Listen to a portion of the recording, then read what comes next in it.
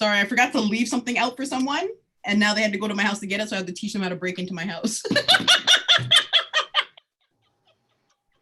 Okay, we are now live on. Sorry, I forgot to leave something out for someone, and now they had to go to my house to get it, so I have to teach them how to break into my house.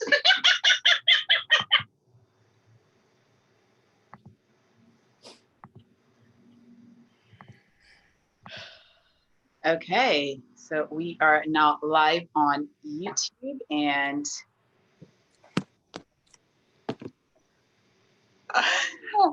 okay, hello everyone. Thank you so much for tuning in to part 2 of the 4-part series, Women of Color Stories in partnership with Shea Moisture Canada.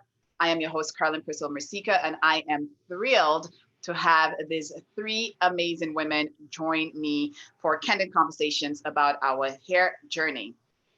On today's panel, we have the beautiful beauty expert, beauty editor at Fashion Magazine, Natasha Bruno, my dear friend and CEO of Kinky Curly Yaki, Vivian Kaye, and beauty editor and style expert, and also the co-founder of the Tzone, Ingrie Williams.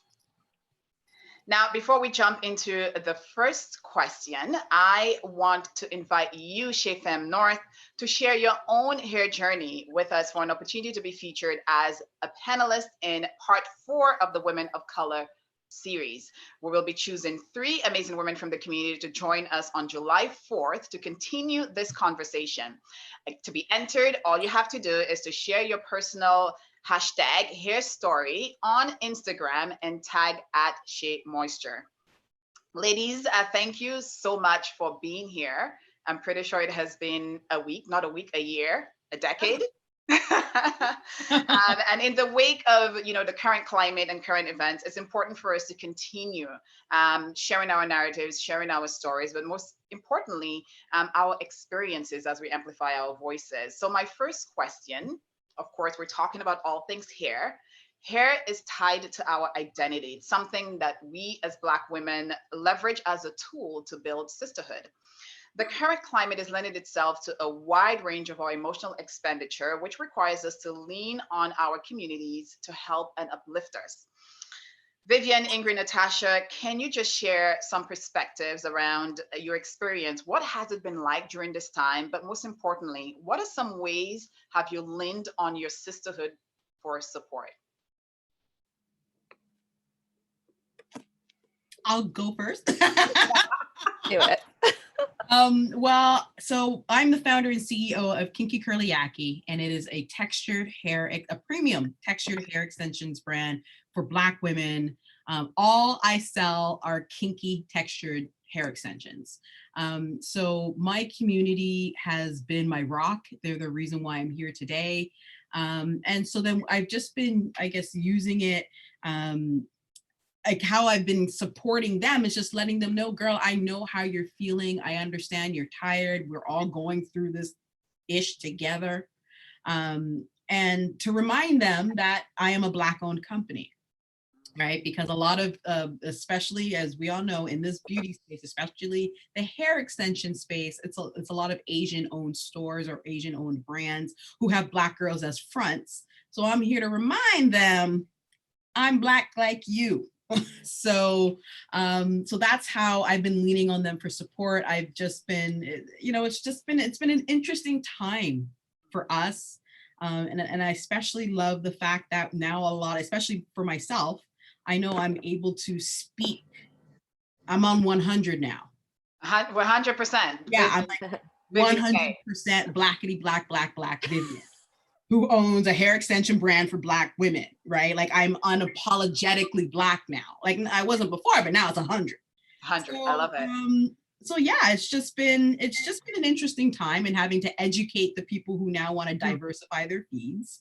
But yeah, it's a long time coming, and I'm glad it came. I'm sad how it came about.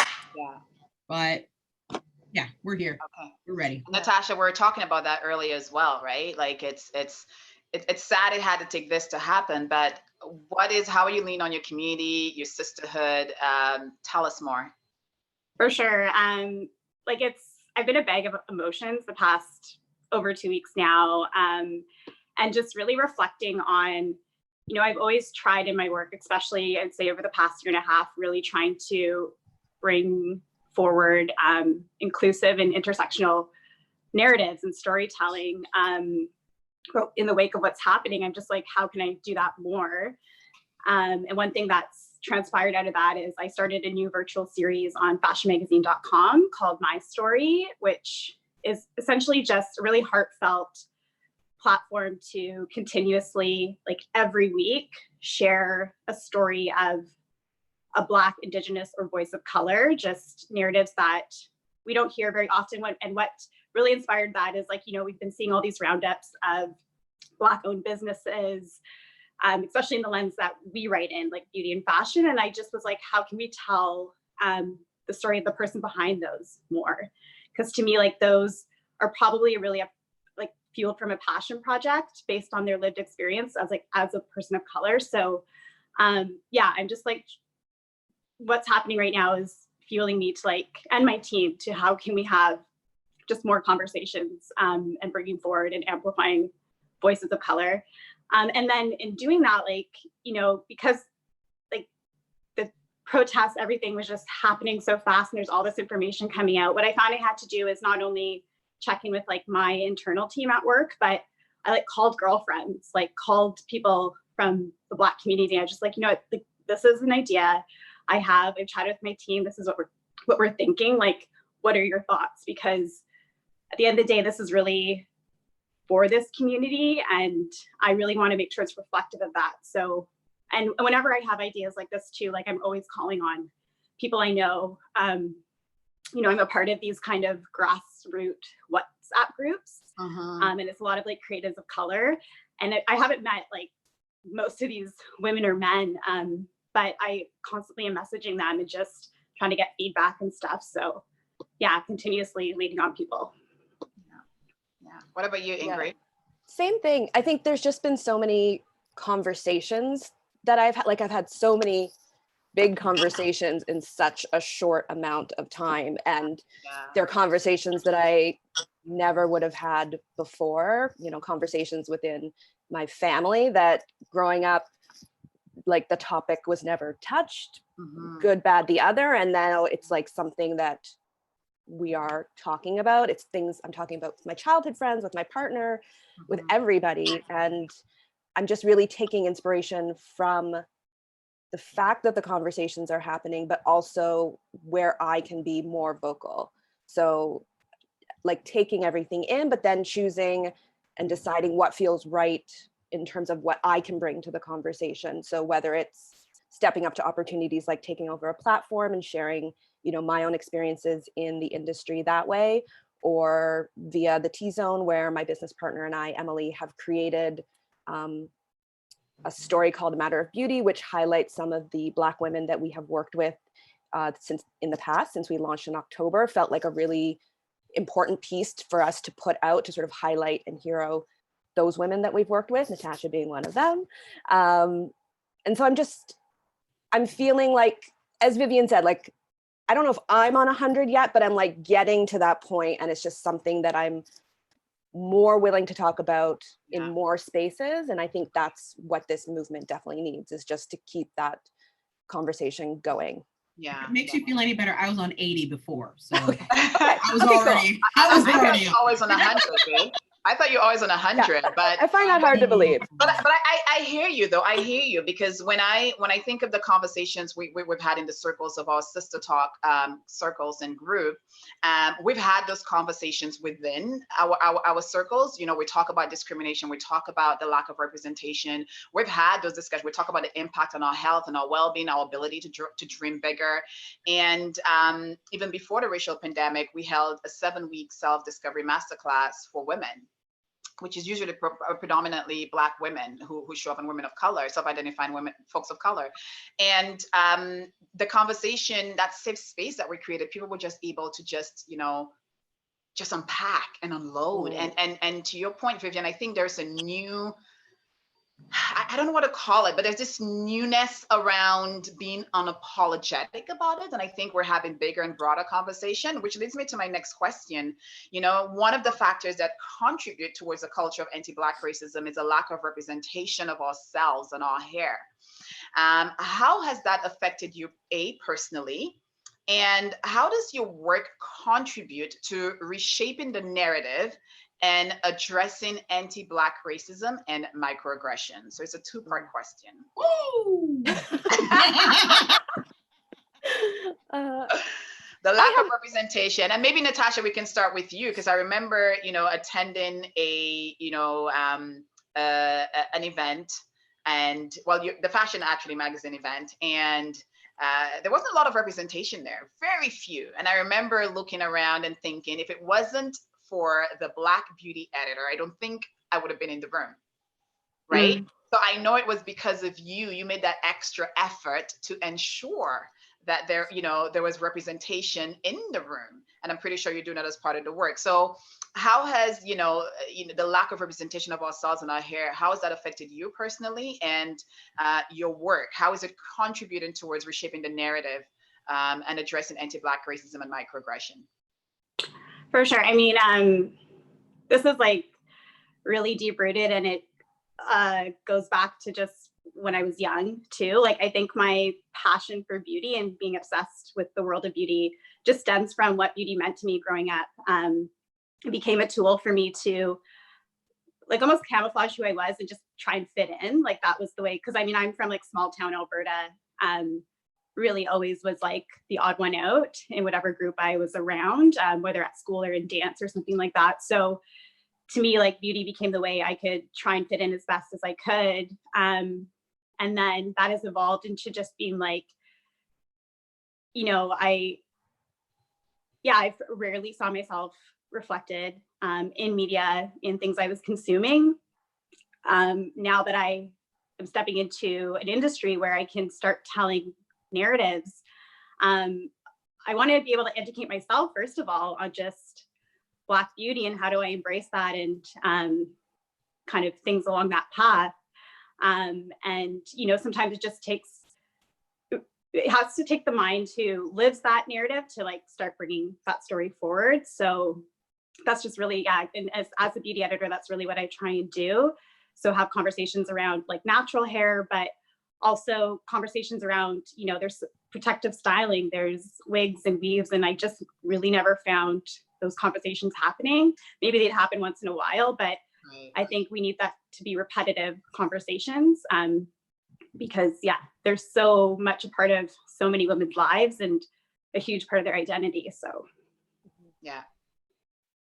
Vivian, I mean, you created a whole business around it. So I mean, I got a little bit more than something to say. No, but like, even with my story, the first business that I had, I was a wedding decorator, and I was looking for a protective style. I was looking for some weave that looked presentable. And we all know what that means. It means, you know, bone straight, you know, relaxed looking hair. But at the time, this was back in 2011. And I was like, I don't want to wear that crap. I want to wear hair that looks like mine. But what I found was that, like, if I did find it on a website, it was buried underneath the Brazilian and Malaysian, all the silkier textures. So I was like, you know, I really wish this was at a forefront, but because I was running my first business, I wasn't interested in starting another business, whatever. Filed it in the back of my brain. I went through the whole motions. I was trying to solve my own problem, which was buying hair extensions that looked like mine. And I finally found some. I went to a meetup. A Black woman pulled me aside and was like, sis, who's your hairdresser? How'd you get your hair so long? What, tell me, spill the tea. I was like, girl, it's a weave. And she was like, I would buy that.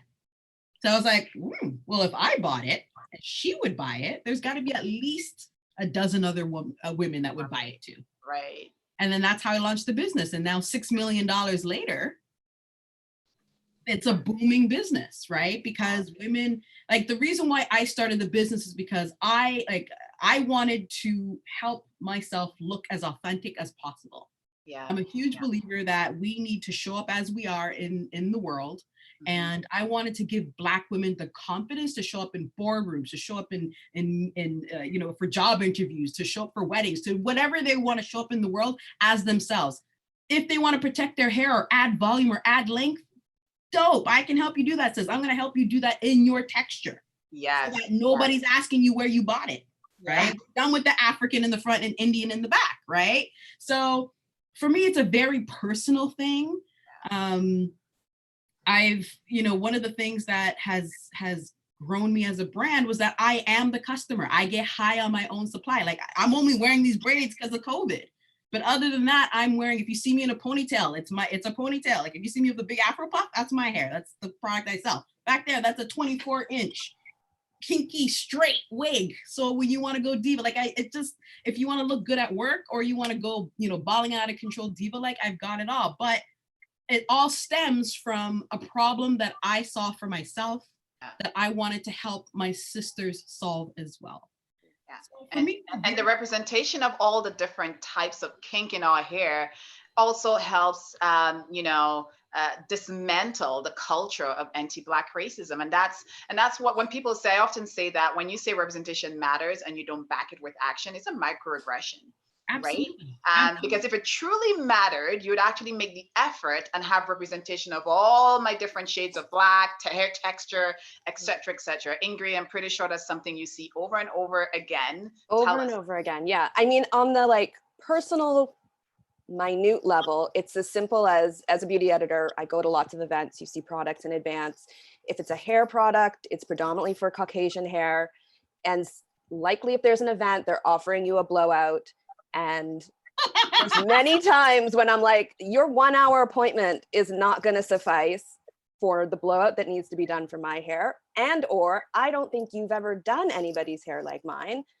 So that small lack of representation in the event space, even in beauty, speaks volumes to the larger issues, because it goes back to training. If, as you as a hairdresser in this particular salon have never touched texture like mine, haven't been taught how to, you know, work with different textures, that speaks to the fact that beauty doesn't include textured hair in its definition. So something as simple as that experience definitely sits with me as a signal to the change that needs to happen.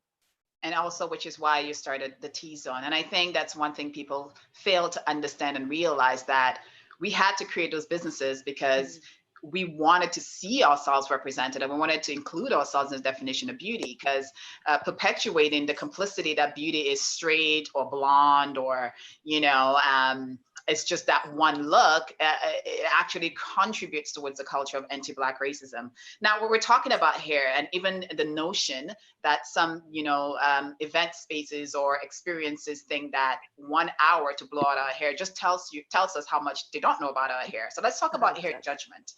Have you ever been given unwarranted feedback on your hair? How did that unfold, and how did you receive the feedback? Like, Vivian. Again, it's the reason why I started the business, because I was tired of going to work and Chad and Karen asking me dumb questions about my hair, right? Because you invited me here to be real, to be real. So, be real. Like, you know, it's our, like, Black hair is like the most versatile hair in the world. We can do all sorts of things with it. So we choose to. It's a part of our expression. But, you know, all these little microaggressions, is it real? How, like, you know, oh, what are you doing today? Oh, you look better with straight hair. All those little paper cuts. Yeah. It's death by, sometimes I feel like being a Black woman is death by 1,000 paper cuts. Yes. And then because people don't see the cuts, they don't see the bleeding on the outside, they assume it's not happening on the inside. So how do you deal with the feedback when Chad and Karen touch your hair, or they ask how long it is? They don't. They don't, like, it's like, no, you don't, like I'm not a dog, I'm not a zoo, like, I'm not a doll. You do not touch me. I am a grown-ass woman. If you've never seen, like, I would prefer for you to just ask me questions. Like, I will, don't touch me. Don't touch me. What do you need from me? Like, what do you need to ask? I will answer. Okay, Viv, don't touch me. Don't touch me. Ingrie, what about you? I've had definitely similar experiences of like people touching my hair or trying to touch my hair or all that sort of business, of course, like my entire life. But I've also on the flip side had a very specific example or specific experience of I had relaxed hair at the time and I had gotten a blowout. So it was quite straight. And I went into work and an older Black woman looked at me and just said, "Oh, what have you done to your hair?" And I just remember in that moment when I was like feeling great about my hair, just being so crushed and confused and like, do I have to explain? It's just a blowout. Like when I wash it, it's going to be straight and like, or curly. It was just such a defining moment. And I think speaks to the fact that we need to, like, I love natural hair, but I also don't want to shame anybody for the choices that they are making, because I know what goes into all of those choices, because I made those choices myself at a time. So it's just such an interesting crux of how those little aggressions can come through. They're not always as you might expect them. Yeah, and everyone's also at a different point of acceptance in their hair journey as well. So that unwarranted feedback can hurt more than intended. What about you, Natasha? Yeah, like I haven't had anyone like blatantly say like, "Oh, I like don't like your hair at all," but I've had comments like, "Oh, that's such a blast from the past. Like you don't see hair like that anymore." And how it was posed, I'm like, okay, I feel like Thank you. Towards a negative comment, but I just say thank you and I like carry on with my day. And yeah, a lot of the comments have been like pointing towards like it's a past hairstyle, like you saw this. Like your afro is. Yeah, and I like. I mean, I part it now. I know, Mike. Like I don't understand. I don't. Yeah. Yeah, it has a vintage vibe to it. I'm like, okay, like, yeah, I don't know really how to run with that. And that's usually come from somebody not from the Black community. I found a lot of the times, like some when a comment is worded that way. But then I've also had comments from a fellow Black person being like, you know, you should maybe cut into your hair a little bit or something too. Like my afro's been big, small, or whatever. But I just think, yeah. And again, I don't try and take things like super personally or super negatively, but it just, to me, puts an idea in my head that, you know what, we have to have more of these conversations and more for me, what I do, like just show more hairstyles and just have more conversations around the different curl types and like styles you can have, because I just feel like, you know, a lot of that too is just like what they're used to seeing, like, and we are starting to embrace curls and all that stuff too, but there's still a long way to go. So yeah, it's such a long way to go. Now, how have any of you leveraged, again, your sister, because when something like that happens and there's that microaggression, there's that hurt, there's that pain, who do you go to? How do you leverage your sisterhood or your sister circle to get over that? Have any of you done that, and what has been the response? Well, for me, like I've got what I call 4C hair. So I call it straight from the villages of Ghana hair. So it's that undesirable texture, right? And I'm one of 4 girls in my family and I'm the only one with this texture. So it's always been a bit of a struggle for me. And whenever I would go to my literal sisters, they wouldn't quite understand what I was going through. Because I remember my mom putting a jerry curl in my hair because she needed it to be straight. When I first went natural, she thought I was crazy and I wouldn't get a job. And oh my goodness, it's not professional. But what it took for me to do it and be brave and show them I was making money wearing my own hair or wearing hair that looked like mine, that they started to accept themselves, right? And every woman in my family, my mom and my 3 sisters all went natural. You know, and then with YouTube and how there's people on YouTube showing us how to take care of our hair, and products are being made specifically for our hair. So it's been good because it's just opened up the doors to acceptance for all textures, right? So but the burden of proof always lies on the Black woman, right? I think it's something we all can relate to, right? That twice as hard.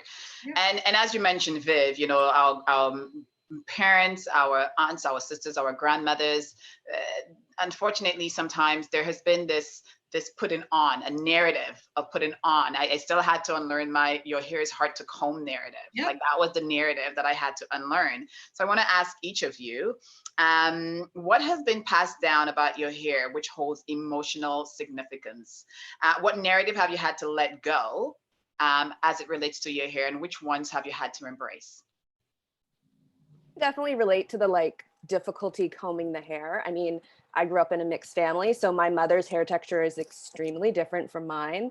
And as a young girl, I would say that she was challenged to figure out how to deal with my hair and manage it. And then I had a phase where I had short hair like a boy for like age 6 to 12, which was very formative to my own identity. And so just trying to step away from that, it's difficult, it's challenging, it's hard to manage. And it's not when you put love into it. Like my hair never looks better than when I've given it that time and that love and that care. And doing that just takes it to like a new level. So instead of thinking like, oh, it's hard, it's being difficult, I'll never be able to like get it uniform, which is something that I always struggled to do because I have a sister, her hair type is completely different than mine, very uniform curls. And so just coming to a place where I was happy with how my hair is and just learning to give it as much love as possible to make it look amazing. Yeah. What about you, Natasha? I've definitely let go of narratives like good hair. Like I don't even use that phrasing anymore with any type of hair type. I don't, like to bring that vocabulary into what I do. I've let go of like unruly, difficult, as like Ingrie has said, like things that I feel like the names on like packaging has changed too. Because before, it'd be like frizzy, unruly hair types and stuff like that. And it just, there's no need for that. There was never need for that. I think that just like made you feel bad about your hair texture. And then, I've really embraced just different. Like when people say, oh, your hair's so different. I'm like, yeah, I know it is. And I want to just like push that conversation more and turn it into like beautiful and just showing, like the versatility of Black hair is so amazing. Like, and I think we still have a long way to go to show everybody just how amazing it is. So. Yes, I agree. And same thing, Viv, when Viv said that, like we can do the fro, we can do cornrow, we can do, like, there's just so many things we can do. And I think it's a testament of how versatile we are, not just in terms of our hair and our identity, but who we are as Black women. And that in itself is really the crux of our Black girl magic. Now, embracing your natural hair journey, I'm pretty sure it has unlocked a depth of vulnerability. And that has now been welcomed and sometimes could have been cultivated, a whole bout of shame, which comes up sometimes. I remember when I first cut my hair, I got told that I looked like a boy, like as girls don't have fades and, I won't get anybody who love me. People will think I'm a lesbian, like all the different, things that people put on me, and I wouldn't be beautiful. Has there been a part of your hair journey where you felt particularly vulnerable when it came to your hair? Like if you had changed your hair or you did something different in your hair, tell us about that. For me, it's dealing with men.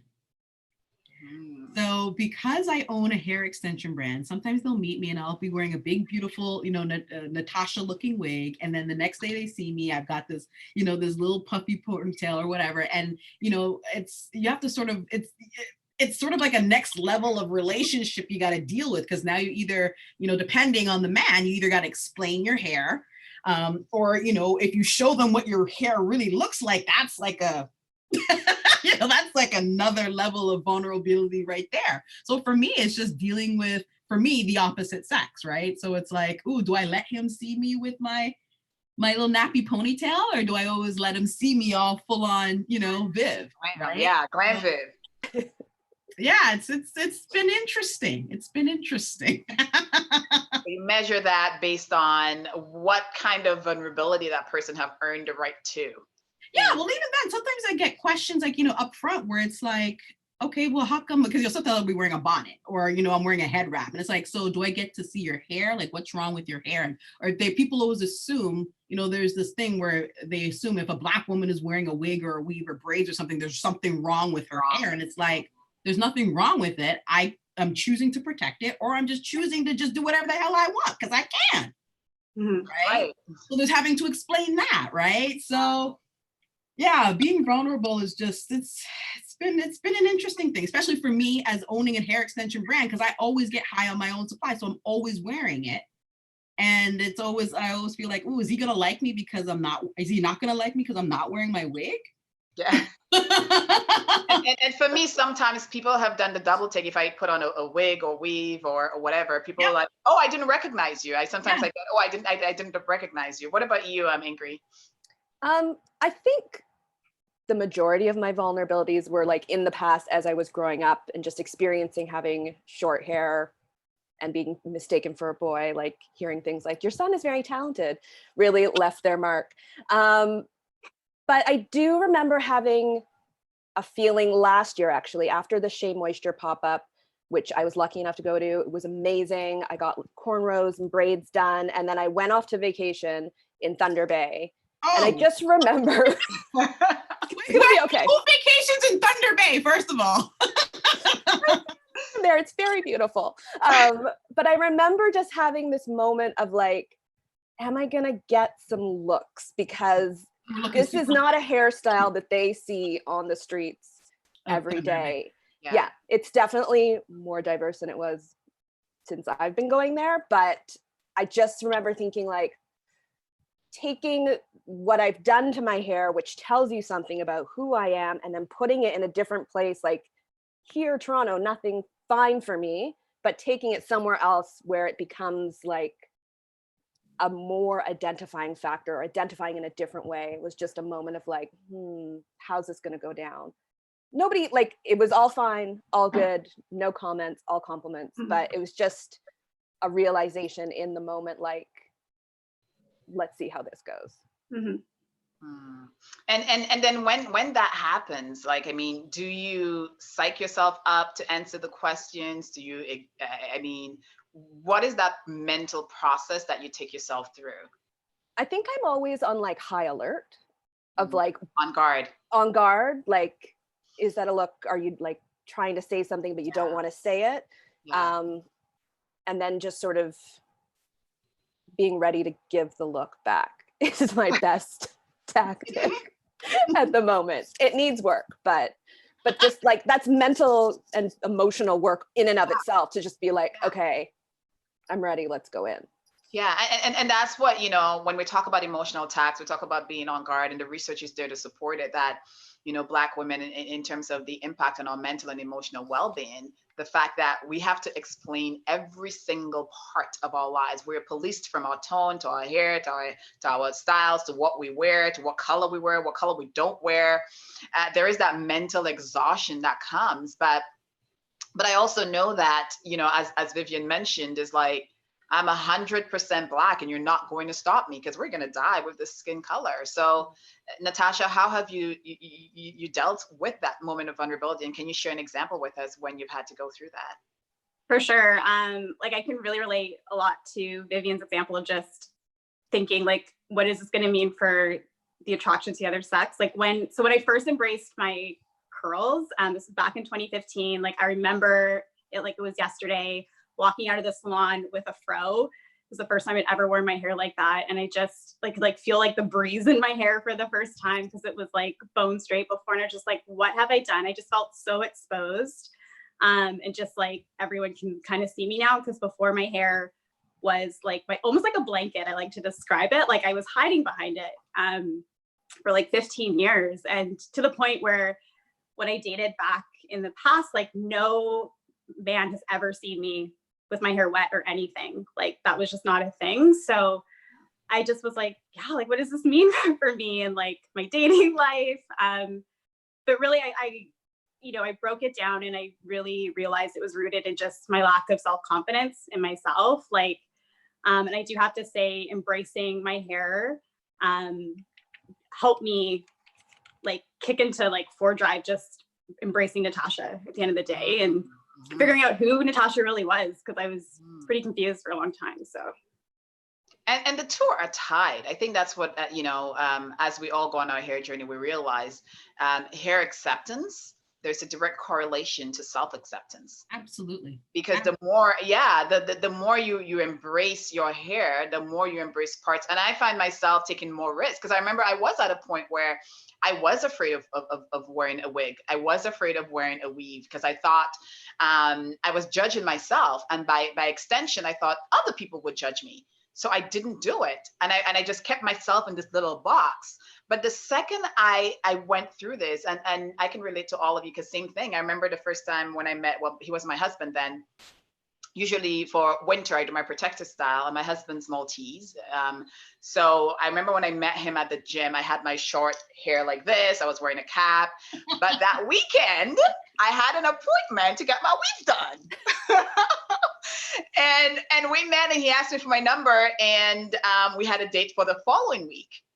And I remember going to the date, that I think was a Monday evening. We met at this Italian restaurant. And I remember walking up saying, man, I should have canceled, because I just wasn't up to explaining to him how I went from this to like long, flowy, wavy curls.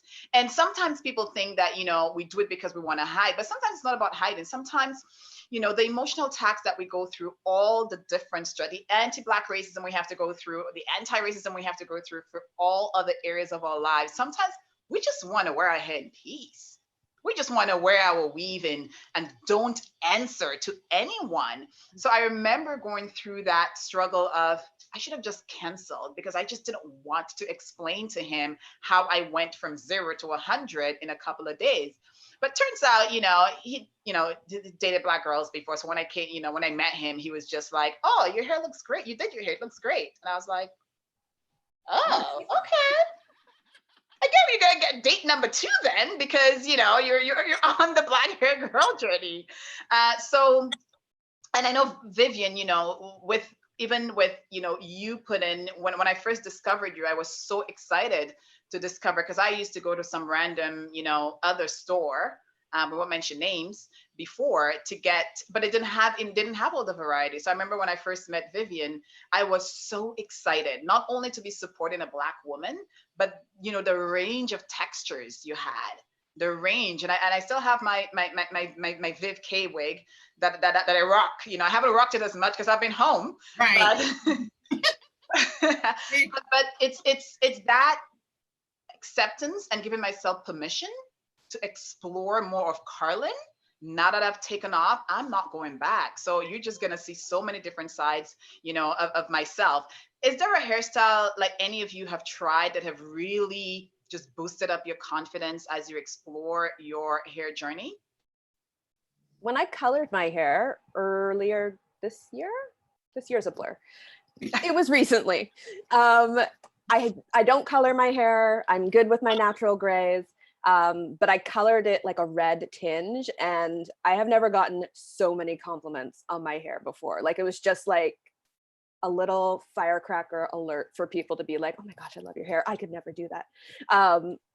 Yeah, so that was like my most recent moment and my most successful moment of that I'm here. Yeah. I'm here. What about you, Natasha? I will admit, like, since I've started wearing my fro, like, I haven't changed it much, because I was so consumed with my hair before, like, and I'm sure we all know, like, my hair process was like over 3 hours every Sunday. And so when I embraced my curls, my routine changed completely. And I still spend time on it, of course, but a lot less time. The only thing I've really done is box braids a few years ago, and I loved it. I would love to go back to that. I do want to try more hairstyles, like different types of braids and things like that. I just have to work up to wanting to sit in the chair because it was like a 9-hour process when I got them done.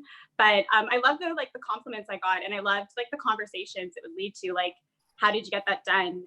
Like, what's the process? Because there's still a lot of people who don't know what that entails in the braiding process. So it became an education moment when I had them.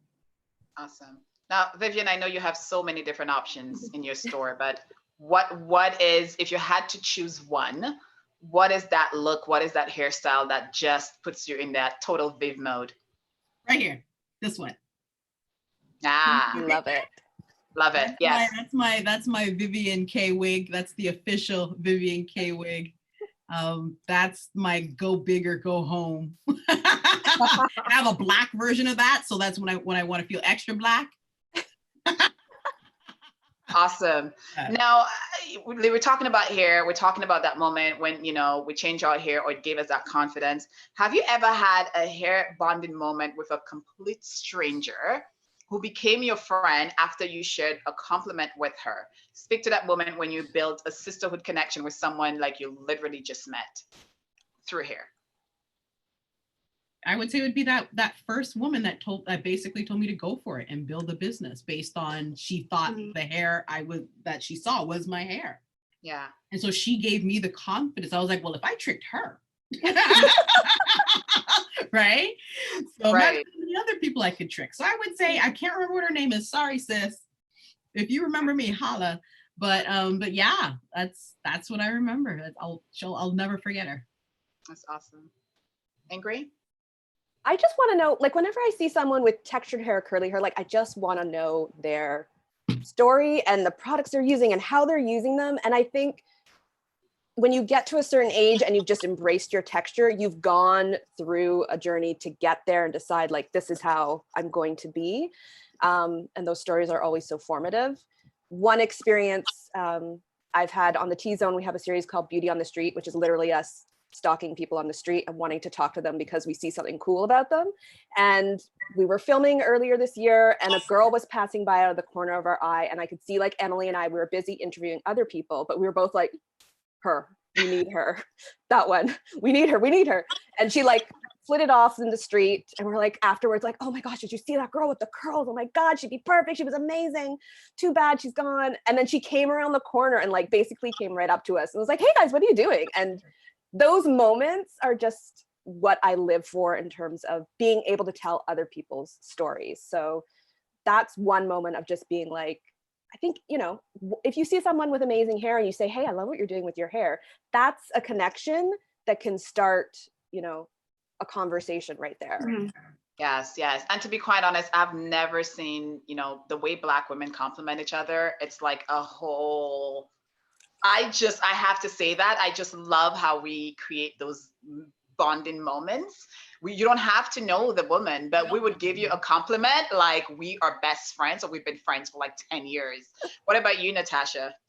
Yeah, like touching on everything all y'all said, like I've had multiple instances where, you know, a fellow Black woman comes up and asks you about your hair and just starts with a beautiful compliment and asks what you're using, how long you've been rocking your curls. And that's led to me like adding them on my phone and potentially like featuring them in a story down the road. So I've made some beautiful connections. Yeah, just through the conversation of Black hair. And, you know, I might not ever see that person again physically, but there's still a conversation that pops up here and there. They're ever, you know, I've featured their voice or something like that too. So it's a beautiful thing. It I always is. make it a point to tell, if I see little Black girls, I always make it a point to tell them that their hair is beautiful. Your hair is beautiful. And I theatrics and everything so that they're like, really? Like to the point, like even with my niece, like I've really made it a point. She understands I wear wigs and weaves and all that, and that's my business. But like now when she draws her little LOL dolls, she'll draw them with little Afro puffs. So because I let her know that your hair is beautiful, baby girl. So I'll tell every girl, I don't care what her hair looks like. It can even look like a hot mess. Like she just rolled out of bed, right? I'm still gonna say, baby girl, your hair is beautiful. So that she has that instilled with her. So she doesn't grow up the way probably Karlyn and I did, letting, you know, with adults telling us, oh, you're this, you're that, like all that negative stuff that that doesn't need to be there. I agree. And we can never give too many compliments. Now, we've all gone through, I would say, many transitionary periods, as we've talked about today, with your hair, which has been synonymous with huge life changes. I remember when I first went to corporate, you know, my hair was already permed. I did all the perfect curls. But then I also did a lot of protective styles. I've done it all. But I remember when I also did my natural hair journey, and that was at a huge moment of me really I don't know, like just reclaiming parts of Karlyn and showing up fully. People talk about being authentic at work. I see every single part of what I do. I wear my hair, how I dress as part of that authenticity journey. So I remember when I transitioned to my natural hair while still working in corporate, that was tied to that particular moment. Can you share a moment with us which was synonymous, where you changed your hair, but which was also synonymous with a big life event? What was that, and what was that hairstyle that you transitioned to? I don't have one big life event other than like getting older. I feel like the older I've gotten, the more confident and secure I've become in just letting my hair do its thing. So when I was in the earlier days of my natural hair journey, 10, 12 years ago, I was doing twist outs and doing whatever I could to really work the texture and try and make it be more consistent, because I have different textures all over my hair. And now I'm in a place where I'm just happy to let it do its thing. So, there's going to be some straighter gray bits. There's going to be these little curls back here. It's going to be a little bit frizzy up here, but it's all good. And that's the way it is. I'm just going to let it be as beautiful as it is on its own. I love that. So yours is with getting older and transitioning as you mature into who you are becoming. What about you, Natasha?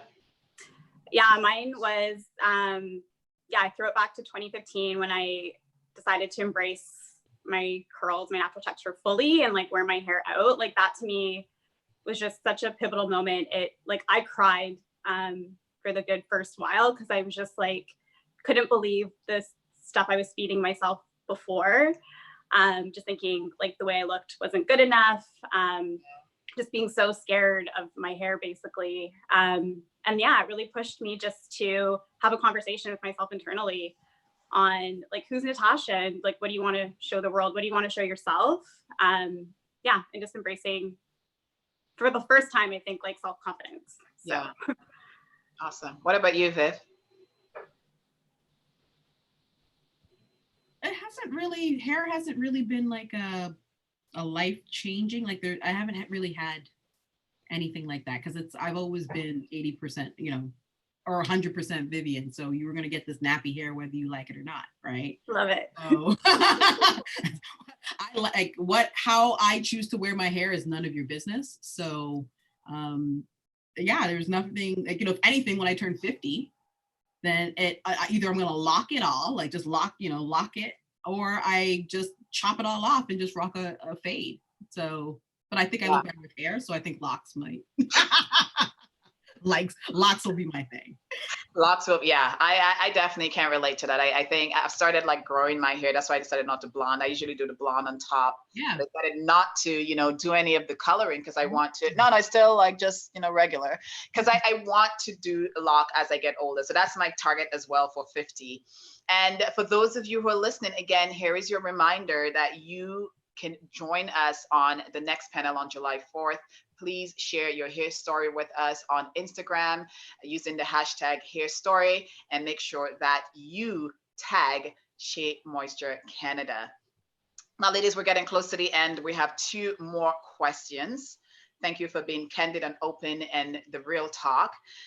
Hair as an expression. Like, I know for me personally, my hair represents an expression. It's a showcase of my inner creativity, my versatility as a Black woman, in all of my uniqueness and individualism. I also see it as an expression in terms of my authenticity and who I am.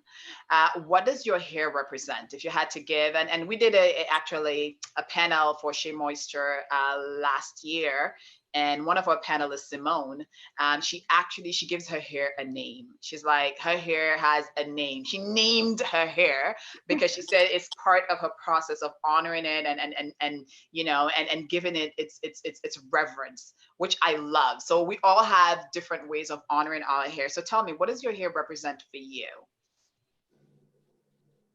I'd love to like share that. For me, my hair has become like my me time.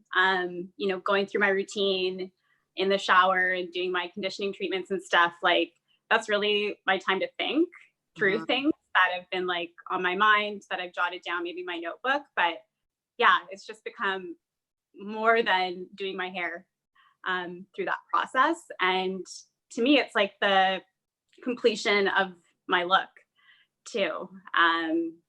Yeah. I love that. So it's your me time, your reflection time. And it's also like, you know, that crowning of your final look. Yeah. The full stop. Awesome. Ingrie. I think it's just my signature. Like big hair is Don't who care. I am. Yeah, big hair, don't care. Big hair's on trend. Big hair never went out. And like growing up, I never wanted to have big hair, but now I like it's not big enough. Like I want it to be bigger. I And got clip-ins for that. Love that. help me out. Curly clip it still. And I think that also, like, now that I think about it a little more, just speaks to like taking up space and being unabashed with who you are and not being like, oh no, I'm okay. Like, I'll just sit back here and be quiet and little. It's like, no, here I come. Here's what I'm saying. Watch it. Love it. I love it. You should go Babe, back what to about Thunder you? Bay and do that. Right? Well, for me, it just represents my versatility as a Black woman, right? Like I can show up one day with a baldy, the next day with a long blonde hair, kinky blonde hair, big afro, big braids, whatever. It just, for me, it's an accessory, and it helps to express, me and keep me authentic to who I am, right? And like Ingrie said, it helps me take up space. Like you're gonna get all this Vivian, period. Whether you like it or not, you're Yeah. gonna get it all. Yes, I see my hair as an accessory. I see it as, yes, it's an extension of my declaration of who Karlyn is, and you will get all different versions of Karlyn depending on what kind of hair she wants to rock today. Right? Would any of you name your hair? Would you give your hair a name? And if you had to give your hair a name, I see Vivian making a face. Vivian, why wouldn't you name your hair? Hair, but I would name my wig. So I guess technically, but you know what's so funny? I actually don't name my wigs. You Because should. they're all Vivian. Like it's all Vivian. Like it's all me, 100%. So yeah, I name my plants though. So Okay.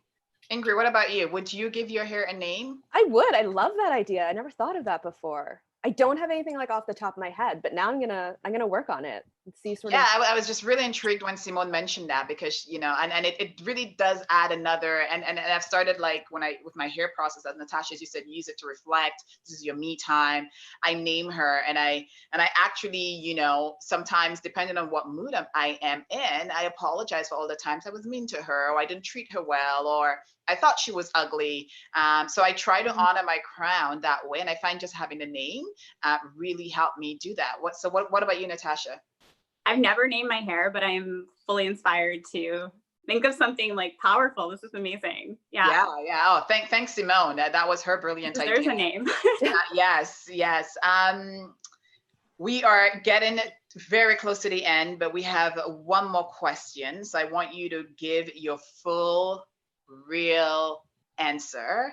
oh, What advice do you have to women watching right now? What can you tell them, or what would you like to instill on them based on what you have learned about your hair and your own hair journey? For wherever they are on their hair journey, what can you tell? What advice would you give them? My advice would be just to be fearless and to do whatever the heck you want. Yes.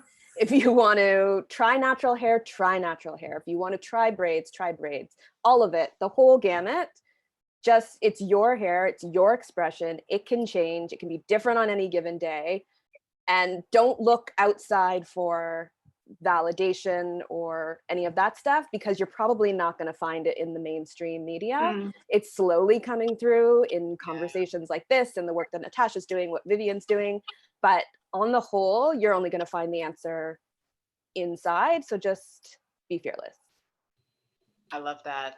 What about you, Natasha?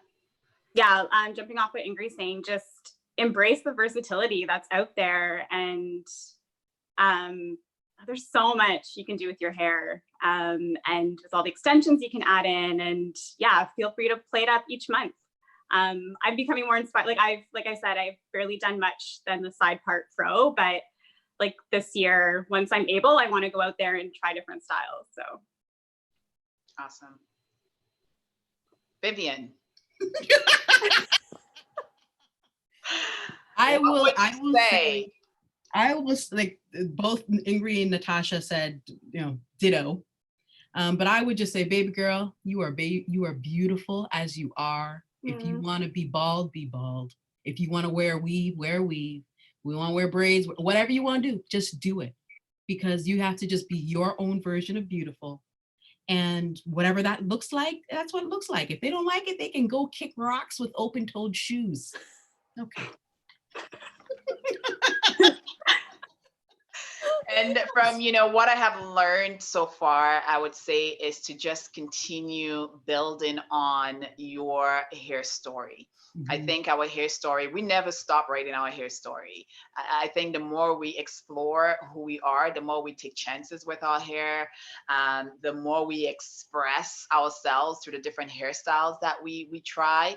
This is how you discover, you write your hair story. And as you write the stories, if you don't like it, as Vivian said, get a wig, get a whiff, cut it off, cover it. Start a new chapter.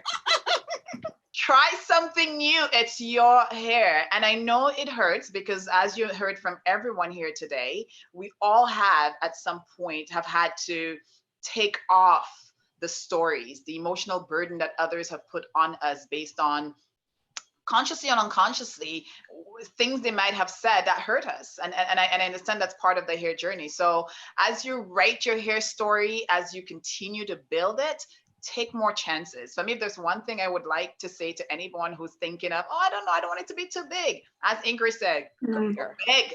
Bigger. The bigger the hair, the closer you are to God. So go big, chances, explore who you are. And if you find yourself in rooms where people are always criticizing, or maybe they're not being kind to you, or they're saying mean things about your hair, just come find us. We open-toed shoes. We come find us and keep following people like Ingrie, Natasha, Vivian, myself, the Shea Moisture, fam. And there are so many other women out there who are writing the hair story. And if you see a story that has not been written yet, if you see a story you cannot find representation, please share your story. Please tell your story. And as you know, you have a chance to join me on July 4th. So if you don't see that story being shared right now, share your story on Instagram, tag Shea Moisture Canada, hashtag hair story, so that you can get a chance to come on here next time and tell your story and to show a different side of that hair journey. You are